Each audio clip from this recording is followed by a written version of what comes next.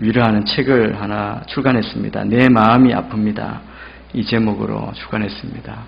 밑에 서점에 가시면 구입하실 수 있습니다. 저희 교회에서 사역하시다가 스리랑카 선교사로, 단기 선교사로 가셨던 이명우, 김혜숙 선교사님 부부가 사역을 잘 마무리하시고 귀국하셨습니다. 지금 어디 계시죠? 예배 오신 걸로 알고 있는데. 예. 저 뒤에 계시네요. 예. 우리 수고하셨는데 박수로 우리 한번 축구와 반응을 드리겠습니다.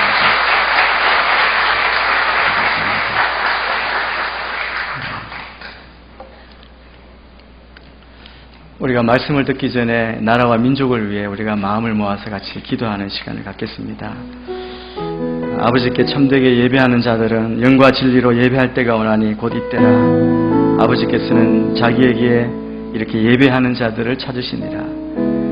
하나님은 영이시니 예배하는 자가 영과 진리로 예배할지니라. 오늘 이 나라, 이 민족, 이 교회를 위해서 기도하실 때 한국 교회에 예배의 부흥이 오도록 기도하시길 바랍니다. 우리가 함께 기도할 때 회개하며 새롭게 예배가 회복되게 하여 주시고 들어지는 곳마다 주의 영으로 충만케 하여 주시고 참된 예배자가 세워지게 하여 주옵소서. 그리고 성도의 가정마다 예배가 회복되게 하여 주옵소서. 선교사님들의 사역과 가정을 위해 기도하기를 원합니다. 이 시간 같이 한번 합심하여 기도하겠습니다. 하나님 아버지 감사합니다. 이 땅의 구원의 희망은 오직 주님밖에 없음을, 또 교회의 힘을 믿습니다. 오늘 예배드리는 교회마다 예수님을 높이며 성령 안에서 찬양과 신령과 진정으로 드려지는 참된 예배가 드려지게 인도하여 주옵소서. 강단마다 복음의 진리가 선포될 때 우리의 죄가 드러나고 진정으로 회개하는 역사가 일어나게 하여 주시옵소서. 하늘의 보좌로 올라가는 거룩한 찬양이 드려질 때 온 성도가 함께 하나님의 임재를 경험하는 살아있는 예배가 되게 인도하여 주시옵소서. 이 땅 가운데 우리가 회개하며 주님 앞에 엎드리며 온전한 예배가 회복되며 주님 앞에 돌아오는 복된 민족으로 주님 지키시고 인도하여 주옵소서. 성도의 각 개인의 가정마다 예배가 회복되게 하여 주시고 가정 예배가 살아나기를 위해 기도합니다. 하나님 아버지, 아직도 예수님을 모르는 가족들과 함께 주님 예배할 수 있는 은혜를 허락하여 주시옵소서. 예배를 통하여 하나님의 놀라운 구원의 능력을 경험하게 하여 주시옵소서. 잃어버린 영혼을 향하는 간절하고 애통해하는 마음으로 기도하는 각 가정 각 개인이 되게 축복하여 주시옵소서. 하나님 복음 들고 믿음의 길로 떠난 선교사님과 그 가정을 위해 기도합니다. 매일매일 지치지 않고 한 영혼을 사랑하되 끝까지 사랑할 수 있는 하나님의 사랑을 부어 주시옵소서. 그들이 섬기는 그 땅에 구원의 열매를 맺을 수 있도록 성령으로 인도하여 주옵소서. 함께하는 자녀들과 가족 건강과 안정을 지켜주시고 힘들고 어렵지 않도록 돕는 손길도 보내어 주셔서 하나님 앞에 영광 돌리는 귀한 은혜가 있기를 원합니다. 마지막 때에 우리가 주의 말씀 앞에 서서 주의 말씀대로 순종하며 주님을 위해 헌신하며 나아갈 때 주님 우리를 회복시켜 주시고 살려주시고 인도하여 주시옵소서.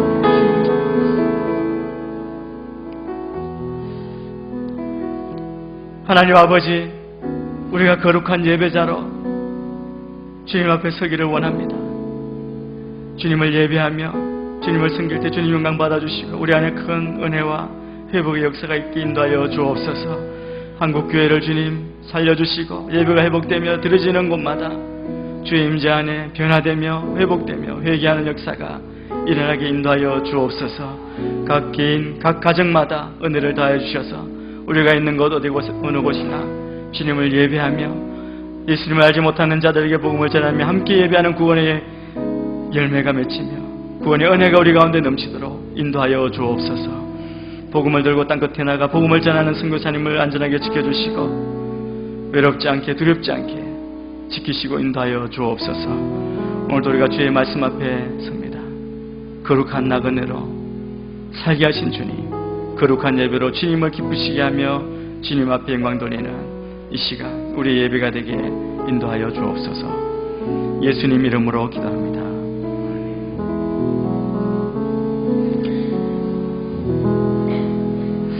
우리가 예수님을 믿음으로 우리의 신분이 바뀌었습니다.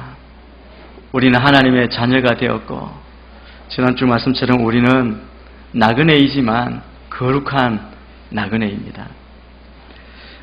초대교회 성도들은 핍박과 고난으로 같은 고향의 친척들과 함께 살 수 없어 흩어져 떠나야 했던 그런 버림받은 존재들이었습니다. 많은 사람들이 그들을 잊었는지 모릅니다. 그들은 예수님 때문에 많은 고난과 희생을 한 사람들이었습니다. 그들은 그 땅에서 외국인이었고 나그네로 살았습니다. 그런데 그들을 그냥 나그네라고 하지 않고 거룩한 나그네로 불러주시고 그들의 정체성이 무엇인지를 분명하게 말씀해 주십니다. 예수 그리스도에게 나갈 때 우리에게 새로운 신분이, 새로운 호칭, 또 새로운 부르심이 있음을 우리에게 알게 하십니다. 이 초대교회 성도들은 그들의 바뀐 자신의 그 새로운 정체성을 지키기 위해서 자신의 모든 것을 내어놓았습니다. 포기할 것도 많았고 심지어 자기의 생명까지 내어놓고 그 정체성을 지키기 위해서 살았습니다. 여러분, 우리가 예수님을 믿음으로 가지게 되는 새로운 정체성이 과연 무엇입니까? 오늘 우리가 읽은 말씀에서 성경은 우리를 이렇게 부르고 있습니다. 여러분은 택하신 족속이요, 왕같은 제사장이요, 거룩한 나라요, 그분의 소유된 백성이다. 무려 4가지나 아주 존귀한 이름으로 우리를 부르시고 우리의 정체성이 무엇인지를 우리에게 말씀해 주십니다. 이것이 바로 성경이 하나님께서 우리를 보시고 우리에 대해서 부르고 계시는 우리의 정체성입니다. 그런데 우리가 처음부터 하나님의 백성은 아니었습니다. 우리가 먼저 10절 말씀을 다시 한번 보겠습니다. 같이 읽습니다. 시작. 여러분이 전에는 백성이 아니었으나 이제는 하나님의 백성이며 전에는 자비를 얻지 못했으나, 이 말씀처럼 우리가 처음부터 하나님의 백성은 아니었습니다.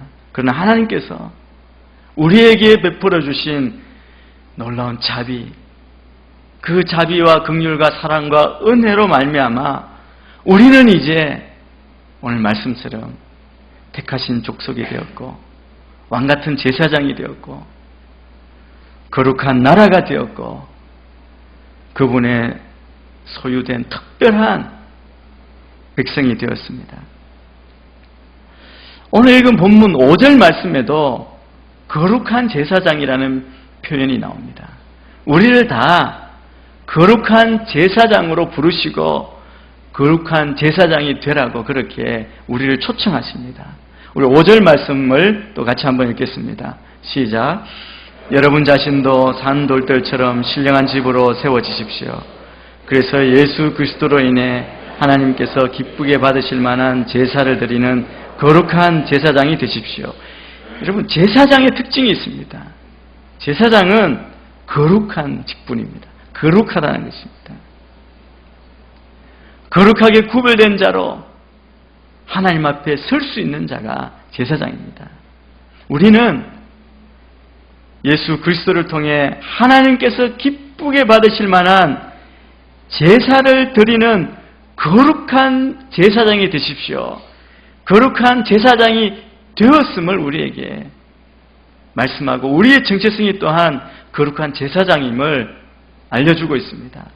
제사장이라고 하는 이 단어는 원래 라틴어로 다리를 놓는 사람, 중보자라는 뜻이 있습니다.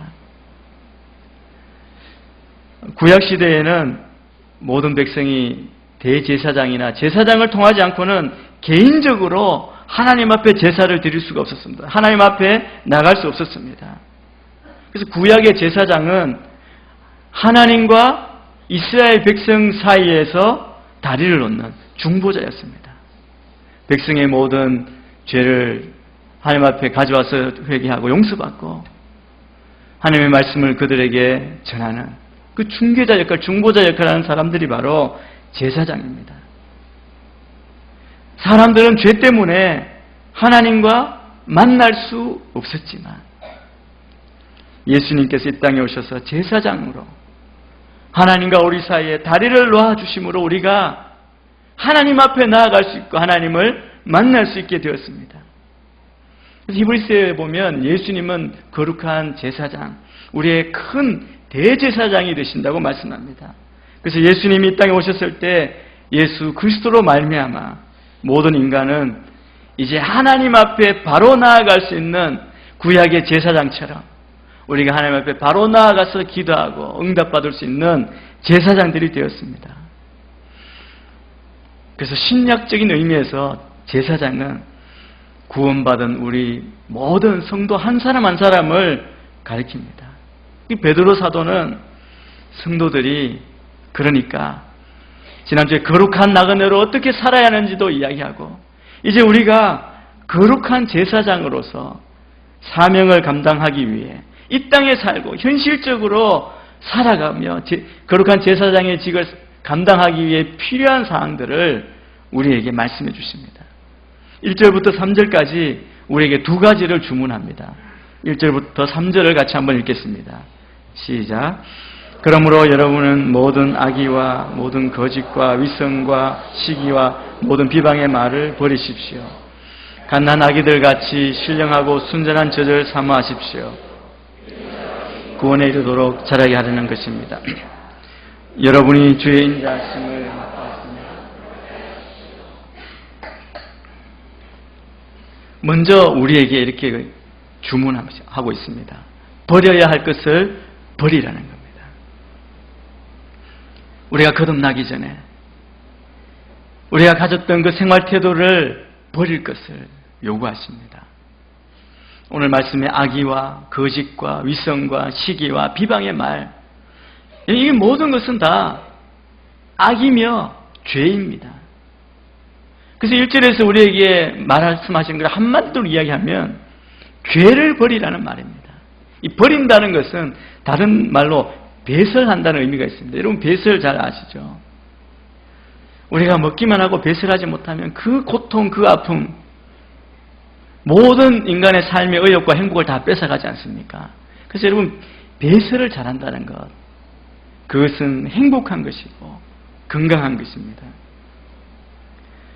우리 안에 죄가 있으면 우리의 축복과 행복의 근원이 다 빼앗깁니다.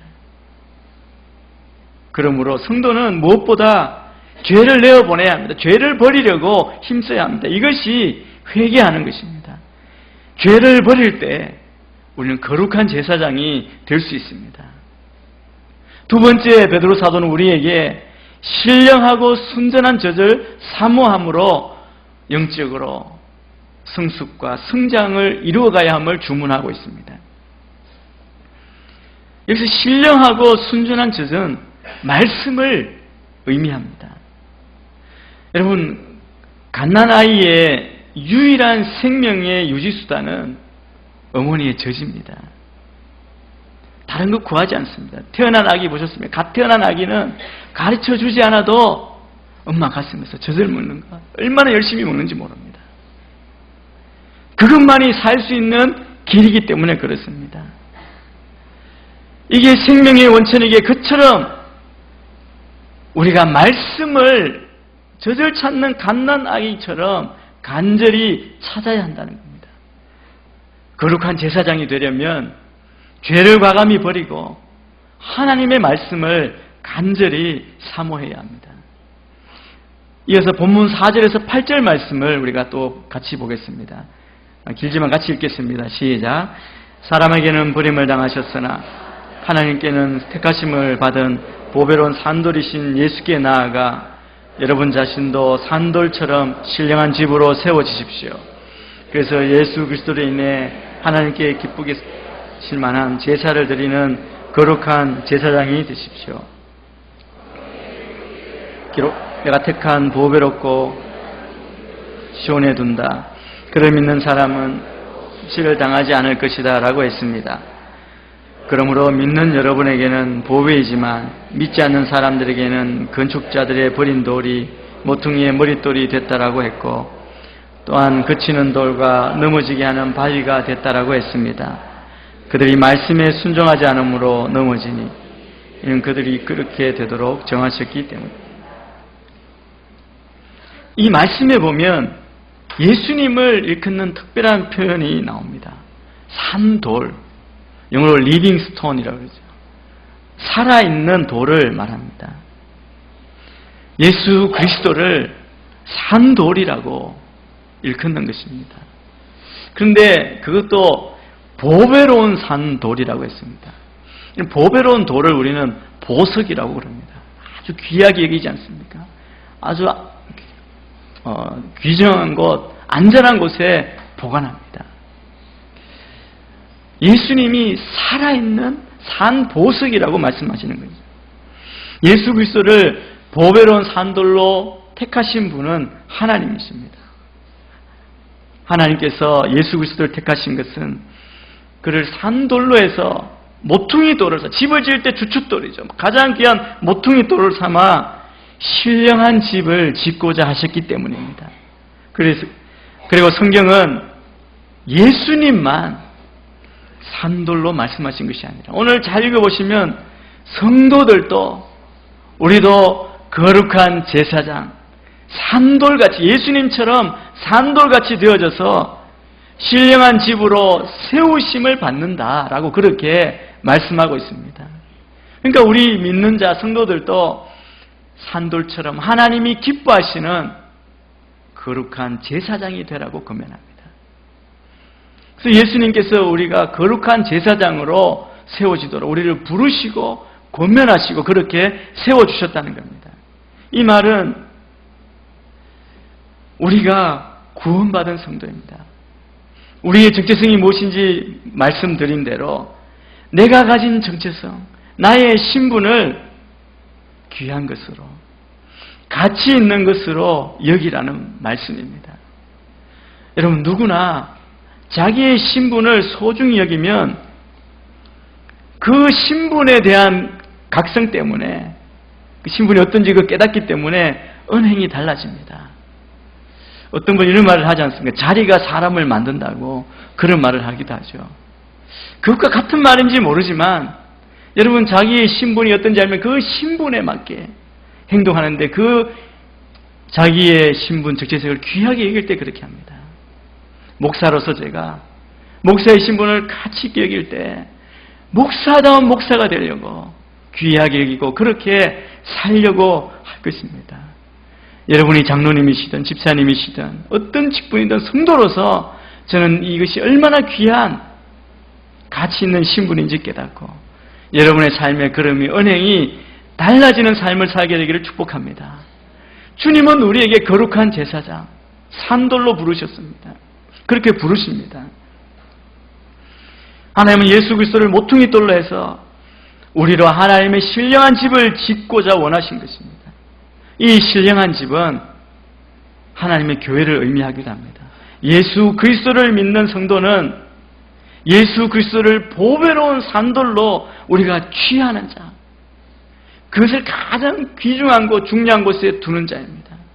그리고 자신도 그 모퉁이 돌로 해서 산돌같이 신령한 집으로 세워지는 겁니다. 그래서 우리가 다 하나가 되어서 우리가 각자 맡은 곳에서 주의 몸된 교회를 세우는 것이죠. 6절에 보면 베드로는 이렇게 말합니다. 보라, 내가 택한 보배롭고 요긴한 모퉁이 돌을 시온에 둔다. 그를 믿는 사람은 결코 수치를 당하지 않을 것이다. 이 말씀은 베드로 사도가 이사야서에서 인용한 예언 구절입니다. 메시아에 대한 예언 구절입니다. 보배로운 모퉁이 돌은 예수 그리스도를 의미합니다. 말씀드린 대로 모퉁이 돌은 집을 지을 때 주춧돌, 가장 중요한 머릿돌입니다.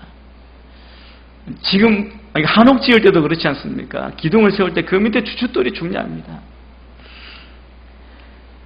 성도는 예수 그리스도를 취해서 모퉁이 돌로 삼고 그 집을 지으면 되는 것이죠. 그런데 오늘 말씀에 하나님께서 준비하신 보배로운 모퉁이 돌이 우리에게 주어졌는데 그 모퉁이 돌을 대하는 사람들의 두 가지 태도가 있음을 우리에게 말씀합니다. 어떤 사람은 이 모퉁이 돌을 받았는데 취하지 않고 버리는 자들이 있다고 말씀합니다.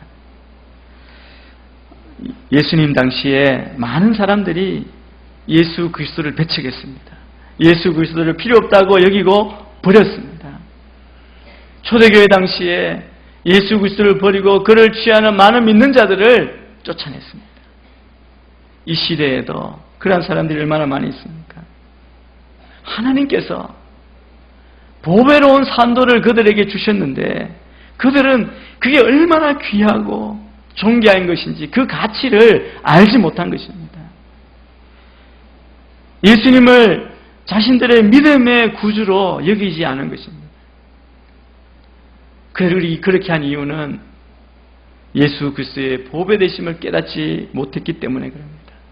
그래서 말씀처럼 건축자들이 집을 짓다가 필요 없다고 버린 돌처럼 예수님을 버렸다고 했습니다. 여러분, 길에 큰 돌이 있으면 얼마나 귀찮습니까? 그래서 버려진 돌처럼 버리니까 예수 그리스도는 그들에게 도리어 부딪히고 걸려 넘어지는 바위와 같은 그런 존재가 되었습니다. 너무너무 귀찮게 여긴 것이죠. 예수님을 믿지 않는 이들에게 예수님을 믿는다는 것은 귀하게 여기지 않고 쓸데없는 일을 하는 것처럼 그렇게 여기는 것이죠.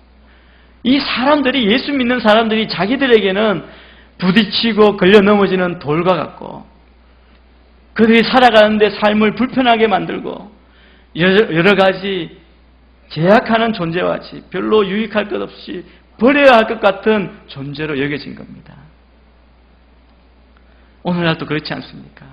우리가 예수를 잘 믿는다고 하면, 우리가 진리를 말하면 그들은 그 몰랐으면 더 편하게 살 텐데 왜 그런 얘기 하냐고 불편하게 여기고 우리를 오히려 핍박합니다. 오늘날도 예수님을 믿을 필요가 뭐가 있나? 안 믿어도 이렇게 잘 살고 있다라고 그렇게 말하는 사람들은 예수 그리스도를 취하지 않고 버린 자들입니다. 그런 사람들이 하는 말이 예수님은 필요 없다라고 이야기하죠. 그런데 반대로 예수 그리스도를 취한 자들이 있습니다. 7절에 보니까 그러므로 믿는 여러분에게는 보배라고 그렇게 말씀합니다. 예수님을 진정으로 만나고 아는 자들에게는 귀한 보배입니다. 그 어떤 것과도 바꿀 수 없는 보배입니다. 그리고 말씀해 보면 예수님만이 살아있는 돌이 아니라 예수님을 믿는 자들도 산 돌이 되어져서 예수 그리스도와 함께 신령한 집이 되어진다고, 성도가 곧 신령한 집을 이루는 산 돌이 되는 것입니다. 예수님처럼 산 돌이 된다고 말씀합니다. 우리 믿음의 거룩한 제사장으로서 우리 믿는 자들, 성도는, 또 교회는 예수 그리스도를 믿는 믿음을 기초로 해서 예수 그리스도가 우리의 모퉁이 돌이 되어지고 그와 연결된 돌이 되어서 지어지는 것입니다. 저와 여러분이 주의 몸된 교회를 구성하는 살아있는 돌이다라고 그렇게 말씀하시는 말씀입니다. 하나님께서 예수 그리스도를 모퉁이 돌로 해서 성도들로 신령한 집을 지으셨습니다. 그런데 하나님께서 왜 그렇게 하십니까? 하나님께서 우리를 예수님처럼 산돌로 삼으셔서 신령한 집을 지으시게 하는 이유가 있습니다. 그것은 우리가 거룩한 제사장으로 하나님이 기뻐하시는 제사를 드리도록, 하나님은 우리들로 기뻐하시는 제사를 받고자 원하셨기 때문입니다. 그래서 5절에 이렇게 말합니다. 여러분 자신도 산돌처럼 신령한 집으로 세워지십시오. 그래서 예수 그리스도로 인해 하나님께서 기쁘게 받으실 만한 제사를 드리는 거룩한 제사장이 되십시오. 하나님께서는 신령한 집에서 신령한 제사가 드려지기를 원하시는 겁니다. 제사에는 거룩한 희생이 필요합니다. 예수 그리스도의 보혈로 거룩함을 받은 우리가 주님 앞에 산 제물로 드려지는 그런 거룩한 예배자로 세워질 때 주님이 기쁘게 받으신다는 것입니다. 그 일을 위해 하나님이 세운 거룩한 제사장이 필요하다는 것이죠.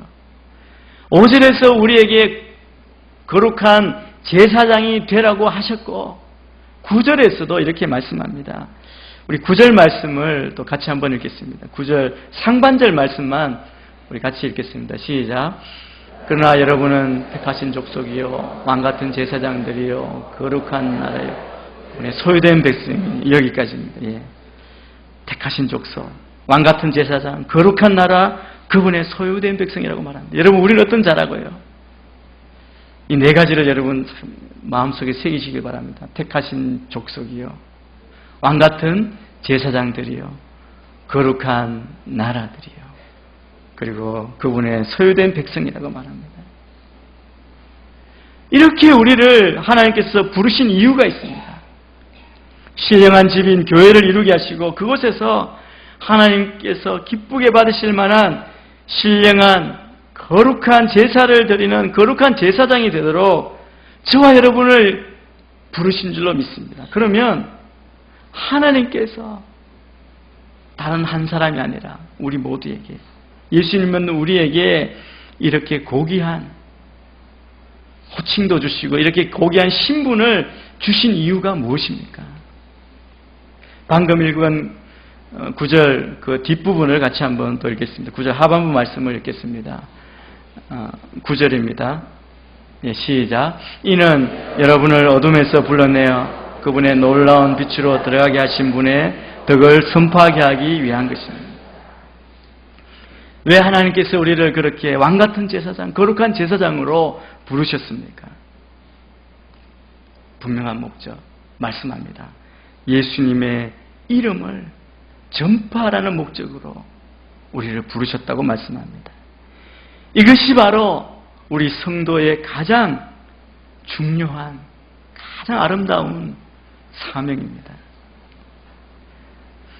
세상 사람들은 하나님께서 행하신 아름다운 일들을 알지를 못합니다.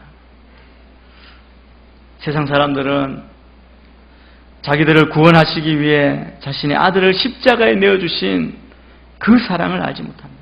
누구든지 예수 그리스도를 믿으면 하나님의 자녀로 구원에 이르는 것에 대해서도 그들은 알지 못합니다. 오직 이 땅에 세우신 하나님의 몸된 교회를 통해서 우리 한 사람 한 사람을 통해서 그것이 이 땅에 증거되는 것입니다.